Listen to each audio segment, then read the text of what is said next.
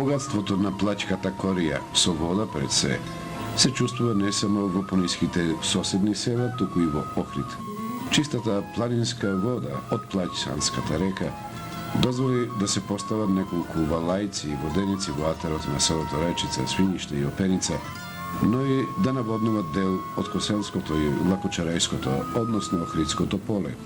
Одејќи потекот на најголемиот североисточен речен слив до Плаќе, се пристигнува релативно брзо и безбедно, иако по неасфалтиран пат во должина од 5 км, сметајќи го почетокот од селото Речица, поимот безбедно губи смисол во зимскиот период, кој често поради големите успони и кривини и поради големиот снег задолжително присутен на овие височини, селото Плаќе постанува недостапно. Во таков случај, оддалеченоста на Плаќе се мери временски на час и половина пешки од Речица.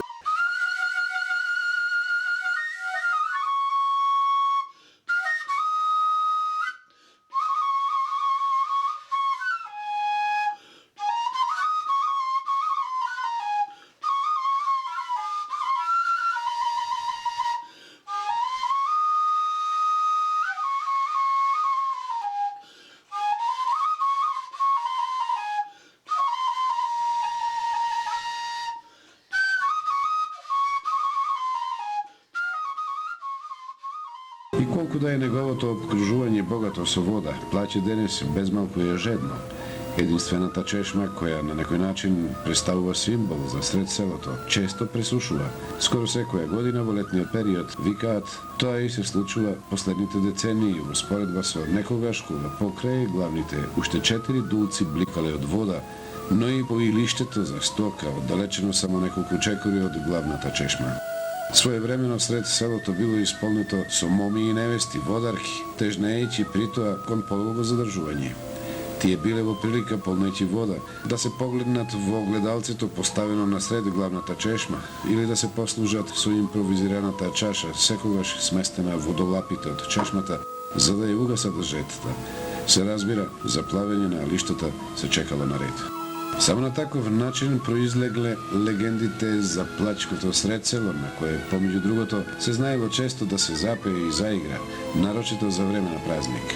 Спомен плочата посветена на паднатите борци, како и новиот објект за современо комуницирање, како да не се вклопуваат во амбиентот од стари куќи, денес распаднати или пак во фаза на распаѓање.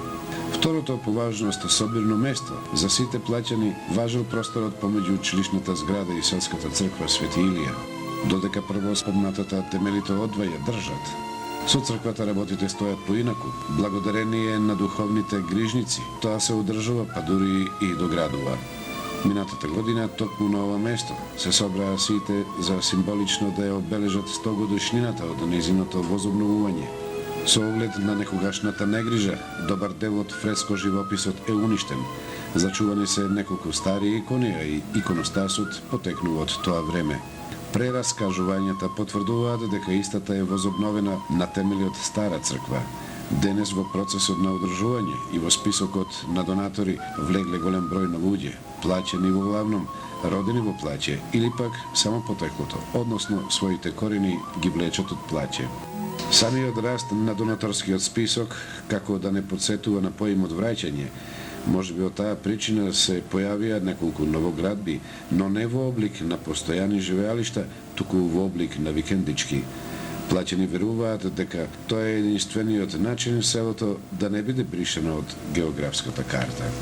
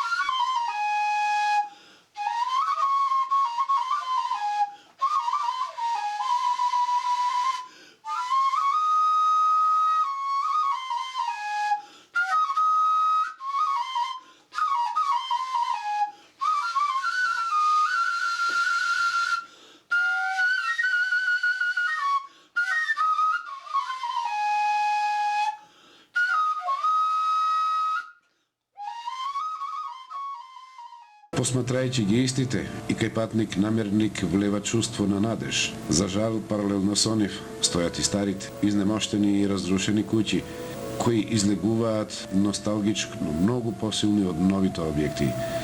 Тие во каква и да се состојба ја прераскажуваат историјата на селото.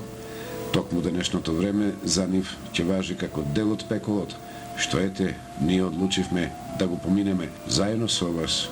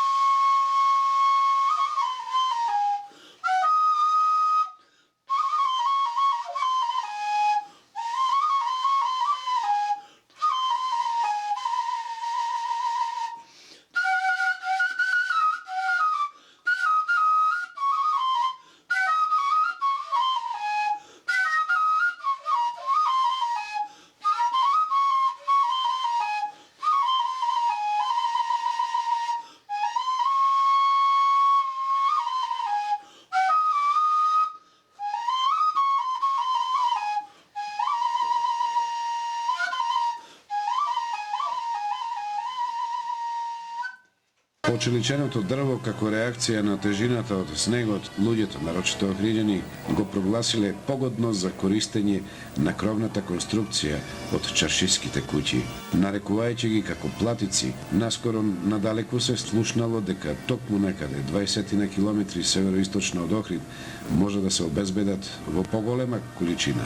Подоцна на поимот, токму некаде, го гледале името плаќе, кое произлегло токму од изворениот квалитет на платиците.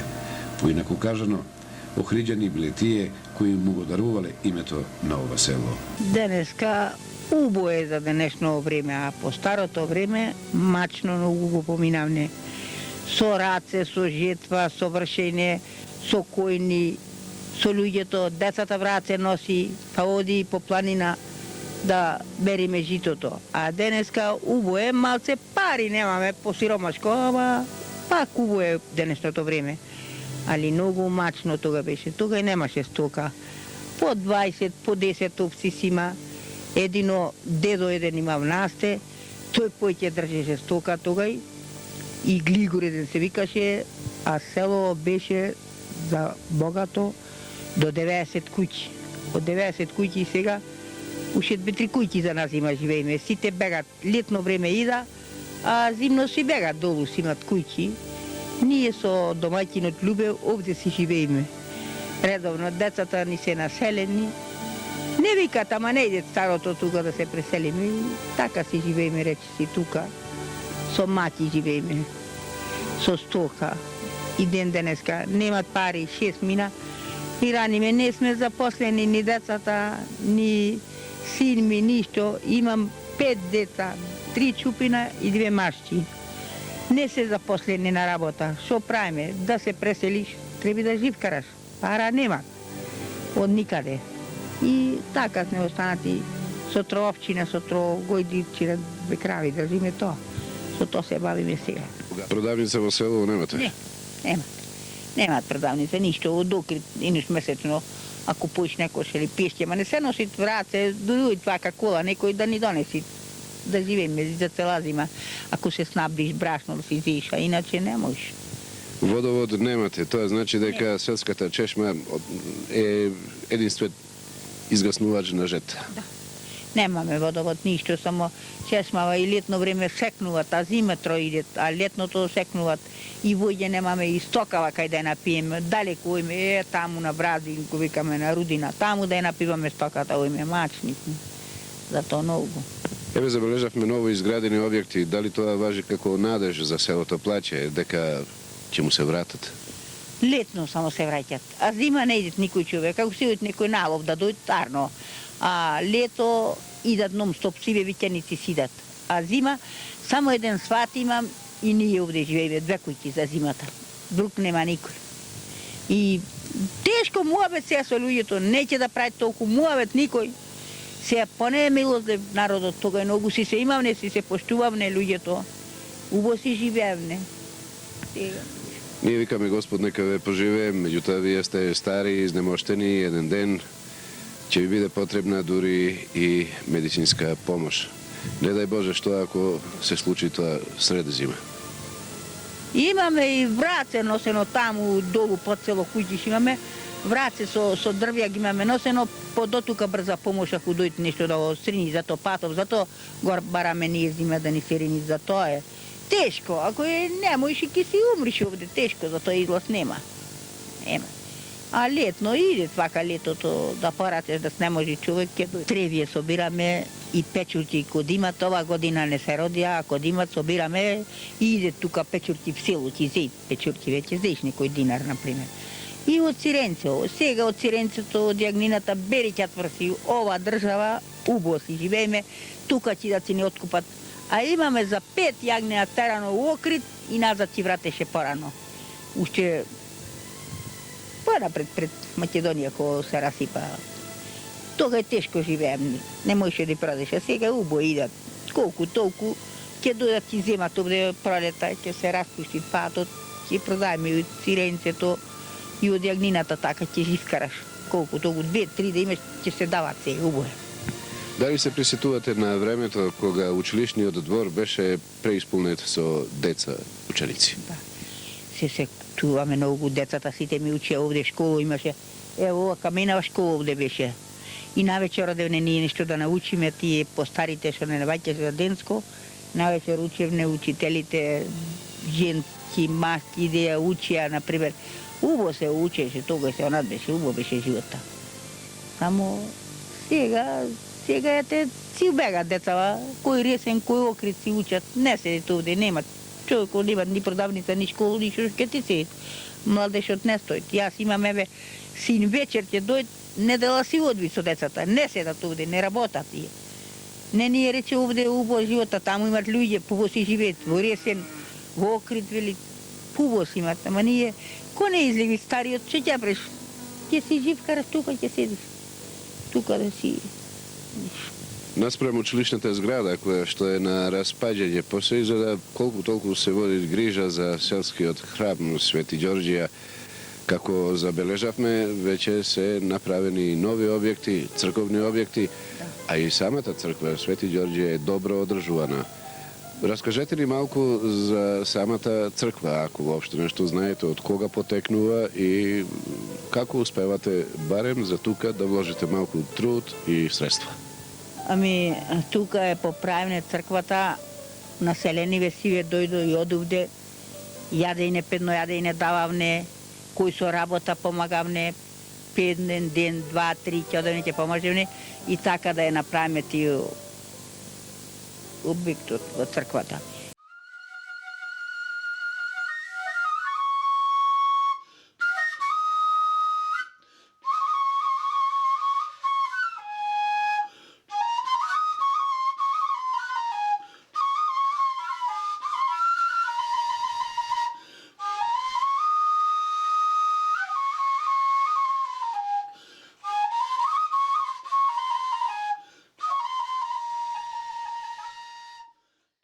Модерното ктиторство од секогаш имало причина зошто на одредено место се гради духовен објект.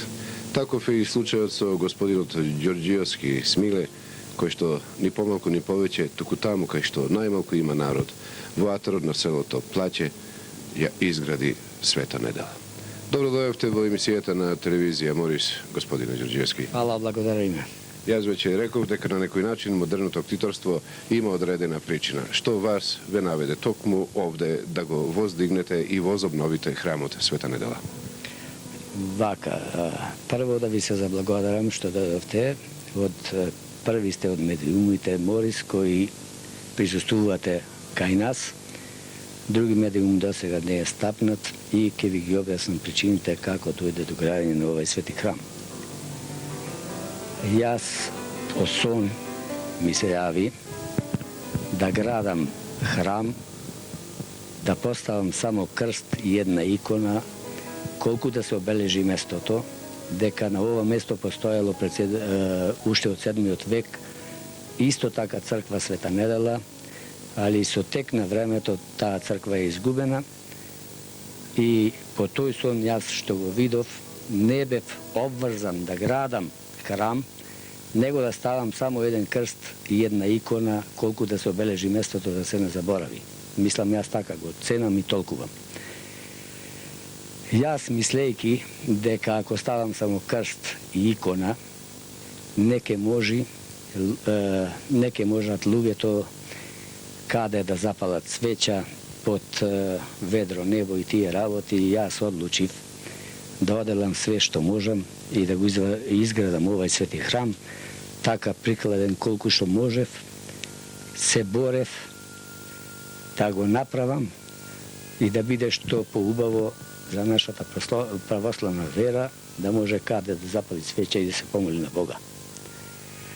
И затоа решив со големи средства мои лично и плюс со работна рака од моите пријатели и роднини, решивме да почнеме да градиме еден храм прикладен, можда не многу голем, али мислам нема да останеме на ова ниво, кое досега го имаме работано, сакаме да се прошириме, да изградиме трпезарија, да изградиме конаци со тек на време и сакам да кажам дека во рекордно време овој објект кој што го гледаме пред нас е изграден за не цела година од просветувањето на темелите па све до просветувањето на самиот храм.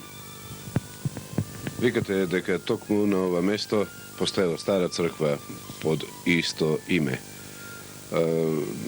Тоа сепак на некој начин изборува за духовниот континуитет на почитување на духовноста на селото Плаќе на овие простори. Вратете на малку во минатото и кажете ни уште нешто. Каде се наоѓа тој локалитет и дали на истите темели е воздигнат храмот Света Недела? Тој локалитет се наоѓа наспроти нас на 50 метра. Имаме таму големи дабови, позади се познаваат уште остатоци од таа црква. Поради археолошки ископини, мене не ми се дозволи да го градам на старите темели, а и сонот го видов јас дека треба да го изградам на оваа карпа која престои пред нас заедно со објектот. Се повлеков и го изградивме тука. А старата црква се наоѓала на 50 метра изнад нас. Како стојат работите, новиот црквен објект изгледа се вклопува и во многобројните намери во селото Плаќе, луѓе да си социдаат викендички. Ние тоа го оцениме и го почитуваме под поимот рехабилитација или ревитализација на едно село. Дали ќе придонесе храмот Света Недела за враќање на дел на жителите од Плаќе, каде и да залутали и заскитале по светот? Јас мислам дека ќе придонесе, бидејќи има интересување од диаспората на нашите иселеници кои изразија благодарност на градбата моја i počne veće da ispraćaja sredstva za proširuvanje na ovaj objekt. Tije se konsultirаме преку телефони тие работи, викаат преземи работа, ние што треба ќе донираме. И се надевам дека ќе ми помогнат во голема мера и не мислам да застанам со олку колку што е изградено. Забележавме вашиот труд и заложба за изнаоѓање на вода во кругот на црквата. Забележуваме немате ни електрична енергија. Дали во иднина ќе се средат тие недостатоци? Да, јас мислам со помош и благодарност на општина Охрид и Косел, јас ќе поднесам барање за осветлување на овој свети храм, да се донесе што значи струја прво, па покушав да ваѓам вода, бушевме рачно, отидовме негде на 12 метра, па повеќе не можеме, па нема да се откажам, ако треба ќе земам машина и ќе бушиме до 100 метра, бидејќи овде е ова место стратешко, ако се најди вода, ќе вреди и објектот, можеме и да направиме, ево тука долу имаме многу убаво место и езерце, може да се направат исто околу објектот и викендички. Не отстапувам до крајот, ако треба, ќе направам конаци, така да можат луѓето да идат, да одмараат, а со тоа мислам дека ќе го збогатам овој објект. Очигледно дека е модерното ктиторство и тешко, најповеќе од причина што е барем за денешното време тешко да се издвојат средства. Дали од друга страна самите жители од селото Плаќе ви дадоа целосна подршка, како материјална, така и физичка, односно работна сила? Жителите од село Плаќе ми дадоа повеќе физичка подршка, него материјална. Јас мислам дека му влегувам во положение. Такво е времето. Сиромаштија придонесоја со мали суми, али мислам дека ќе успееме и сум благодарен. Со работна сила учествуваја луѓето, ми помагаја, ме прашуваја дали треба помош, а и од многу луѓе можда повеќе гужви и така тие работи. Бевме неколку 15 души и го изградивме за 3 месеци. Многу добро, господине Ѓорѓевски, ете, кажавме се, од идејата до завршување на храмот Света Недела, дури дознавме што се планирате во иднина. Останува само да ви посакаме добро здравје, долг живот и понатаму да бидете творци на објекти во состав на Македонската православна црква. Благодарам многу. Благодарам што дојдовте, што ме посетивте. Јас мислам дека ова ќе го слушне и градоначалникот на град Охрид.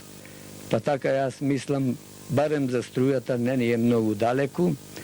Треба да се донеси негде околу 800 метра, неколку бандери да го осветлиме ова место, така да се знае, кога ќе помин човек по патот наспроти нас, да се знае дека постоја храм. Господа ви на помош. Благодарам, да ни поможи на сите.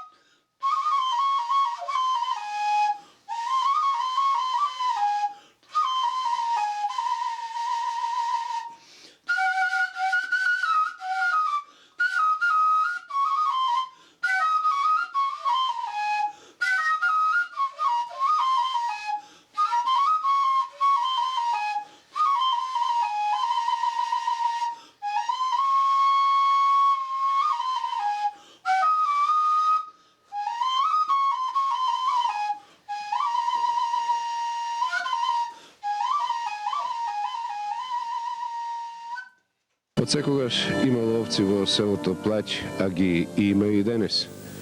Посе изгледа господинот Наумовски Митре ќе го искористи благодетот што денес природата му го подарила на ова село, а тоа се широките пашњаци, богатата шума и прекрасните услови за одгајување на стока. Господине Наумовски, дали сте единствен како одгајувач на овци денес во Плаќ? Да, јас имат околу 25-6 години кај што ги држам овциве. Од дете се занимавам од 15 години, до 25 години ја и чувам. И мислам дали да сточарам. Ќе чувам бидејќи добро е, имат услови, имат добри пашни овде кај нас.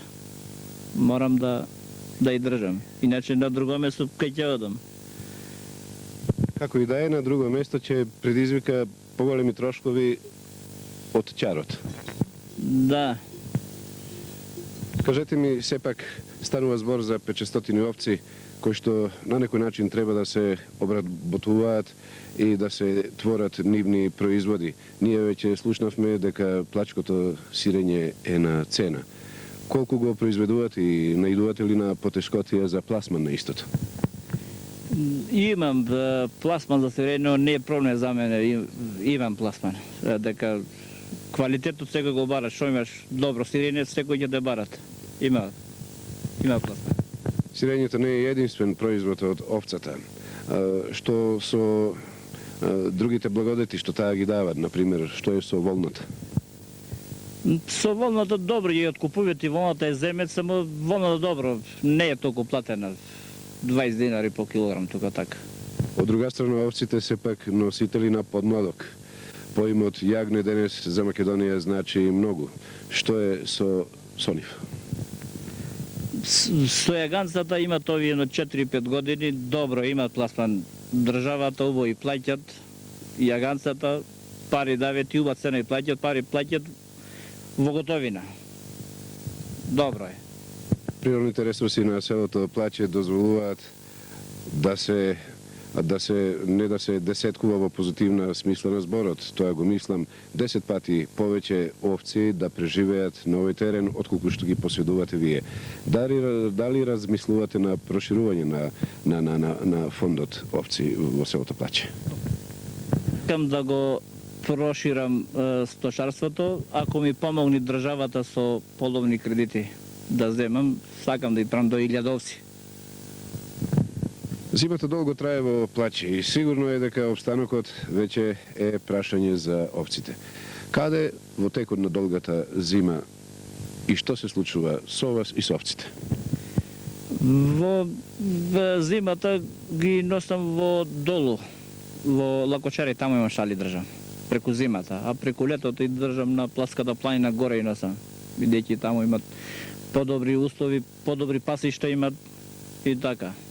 Дали се случува да складирате сточна храна токму овде во Плаќе? Сено, при тоа на сено мислам. Сено од овде вака ливаѓево што и косам овде кај нас во село, па го преносам кај што ги чувам овци во шталите. Да се вратиме на поимот развој. Рековте со задоволство би искористиле поволен кредит доколку државата би понудила. Дали се случило да го побарате тоа досега? Досега немам таа работа за кредит, немам побарано досега. Све што имам работано, све сам имам работано. Ја досега државата за кредита работа ни су побаро, пак ни имам, ни пак досега ми помогнале за кредита работа. А би зел вака да ми дај државата кредит со помала камата да е така, можам уште до 1000 овци да држам. А сега моментално околу 600 грла овци и поседови имам. Дали се исплаќа ова како дејност? Дали обстанувате? Дали доволно заработувате?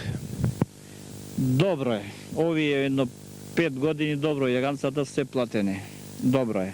Ево од 130 до 120 тука така добра е цената. Убаво. Значи, вие сте од оние кои што ете така не зависите од поимот државно вработување. Дали чините дека е тоа добар потфат и дали би сакале да оставите нешто во облик на препорака токму на оние кои што имаат намера да се бават со сличен бизнис? За мене со сточарство добро е. Сега некој вика дека не било добро, ама јас ево ти откога се занимавам со околу 20 на години така со овци, добро е. Од овците вака све што имам направено, све од овците.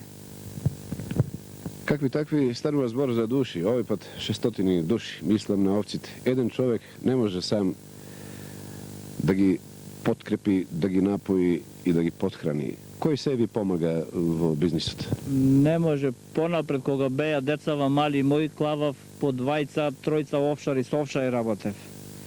Сега имат годинава со децата мои тие зголемија, со децата мои работиме.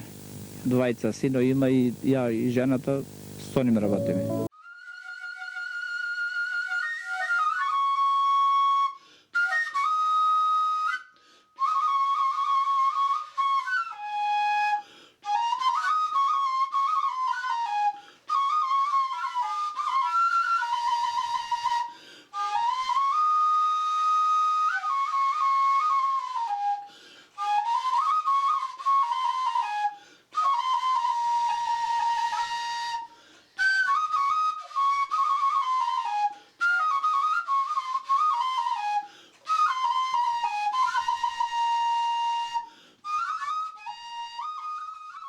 Десната рака. Хрлук.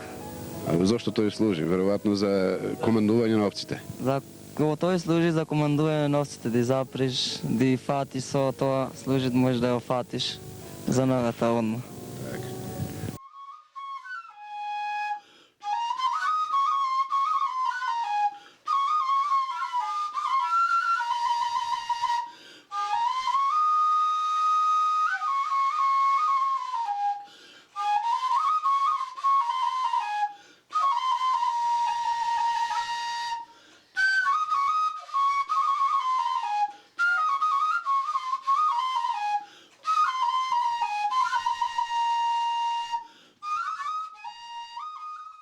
Само што не те прашав како се слагате со овците.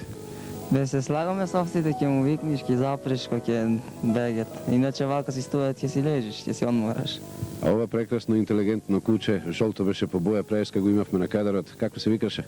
Калуш се викат. Помага ли Калуш и дали е најнеопходен во едно стадо овци? Помага Тито и другите помагаат кога додат волците. Го спомна и волкот. Му се случува ли да загази на овие терени, трагајќи малку маснотија, односно месо? Му се случуваат, поќе пати ако напаѓат, кога е врнежливо. Меѓутоа Калуш е тука и му нема пристап. Немат пристап тука што се кучината. Дали успетно и си трагател по овчарските вештини, како што се производство на кисело млеко, сирење и така натаму? Да. Значи еден ден да очекуваме од тебе веш добар мајстор за природни производи од млеко. Да, за тоа, да. Останува единствено да ти посакаме многу среќа, да се множи стадото, да дајат Господ да се облизнат напред сите во интерес на вашиот профит, зашто на крајот од краиштата и голем труд вложувате. Многу среќа и се заблагодарувам на разговорот.